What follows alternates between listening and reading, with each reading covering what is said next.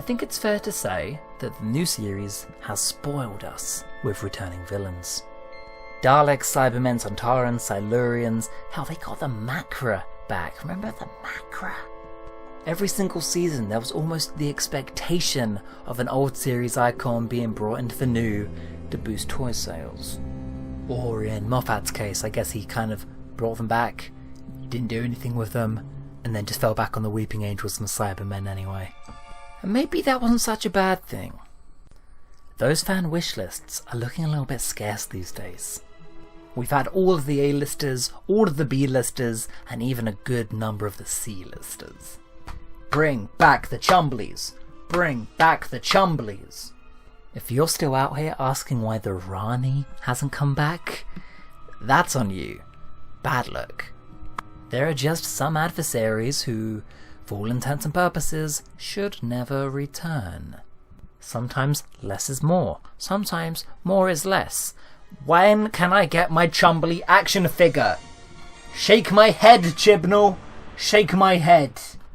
For instance, let's talk about the Yeti. The Yeti are just 1960s villains who never escaped the realm of cuddly. There may be no way to undo that inherent cuddliness unless you made it look like this. Or this. And that just ain't the Yeti I know and love. Sometimes I have to remind myself that Moffat brought back the Great Intelligence, because I just forget. And geez, considering 7B, I think a Yeti or two might have actually brightened up the place. Moffat saw possessed snowmen as the less silly option out of the two, so that's quite revealing. Even Big Finish have not brought back the Yeti, because they are so deeply rooted to the 1960s where they can scare my dad, and that's it. Incredibly iconic, but that doesn't make them A-listers, guys. The Yeti were always discount Scooby-Doo villains. Number 2, this one comes up more than you'd think, The Creature from Midnight. This one is just a straight misunderstanding of the Bottle episode. That story wasn't about some new exciting monster of the week. The threat was inwards. The fact you never see it, you never know what it wants, the threat was only implied. The villain may as well have been scared humans. What next? You want scared humans to return? Ridiculous. It'll never happen. I just don't get the mindset of coming out of a story like Midnight thinking there was even a cliffhanger. A facet of the Doctor Who universe left unexplored? I demand answers! This wiki won't write itself! Well, I hope that 11-year wait was worth it. Part 2? Any day now. God, what would that episode even look like? The late 10th Doctor comes back to Midnight, but this time, he's packing. Also, the monster looks like this. Yeah, no. Not everything has to be law. Number 3. Sutekh. Your evil is my good. Wherever I tread, I leave dust and darkness. I find that good. Don't get me wrong, Gabriel Wolfe provides the two most chilling voices in all of Doctor Who. Sutekh is a great iconic character, but I also think he entirely belongs in the 1970s. And there's a perfectly good reason for that. It's just that comics and audio just did a better job than anything on TV ever could. Sutekh isn't a villain for a visual medium. There, I said it. But something nobody ever talks about is the fact that Sutekh is a character who has so much suspension of disbelief behind him. He's a guy in robes, sitting on a throne with a big goofy head. Sutekh is a character of creative constraint. There's a reason we haven't seen him since. Those limited 70s effects and the small budget interestingly gave him a bigger presence than he actually had. Really, he's just a very cool voice in a very cool chair, with only allusions to grand omnipotent power.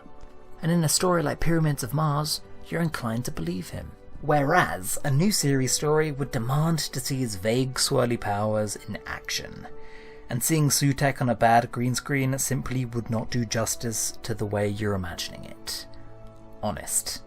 I'm getting Akaten vibes just from even thinking about it. Ugh. Number 4 is the reason I made this list. I never want to see Davros return to the show ever again. That's a big thing to say. Really, I think The Magician's Apprentice is the perfect send-off, doing closure and justice to one of the best antagonists in Doctor Who history. Seeing him come back and, "This time, Doctor, I'm more pissed than ever," would undermine the ending of that story so hard. And Moffat just put so much delicacy and work into ending their arc. And I want it to stay buried. I am certain that there are no more Davros stories in the world that you can tell. I think they have all been done. And last of all, for very similar reasons, please never do another Missy story. God, you think the 7th Doctor was busy settling scores? Moffat gave the 12th Doctor beautiful send-offs with all of his rivals. There is no idea good enough that justifies Rassilon, Davros or Missy ever returning. Moffat is just that good. The idea of any incarnation set after Missy is just more than anything awkward. If a new master showed up next week from the future and it's back to her old maniacal ways, then what the fuck ever? I feel like that entire season was pointless then. The Master, much like the Doctor, is the trickster shapeshifter archetype these days. She can fulfill any role in a narrative she needs to. But I just feel like we've hit a brick wall. Where else would you take this character? That was not a rhetorical question, I'm open to suggestions. Nobody wants to see them be best buds in the TARDIS, and nobody wants to see the Master go back to moustache-twirling villain.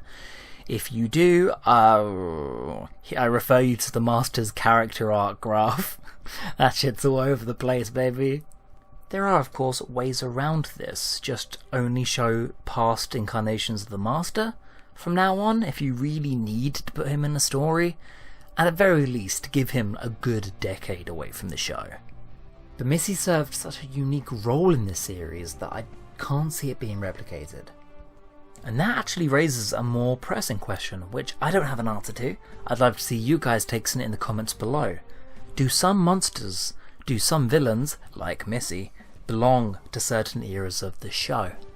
Would it just feel wrong to lift Syl or the Weeping Angels and plonk them in Jodie Whittaker's run? I'll leave that one with you. See you next time.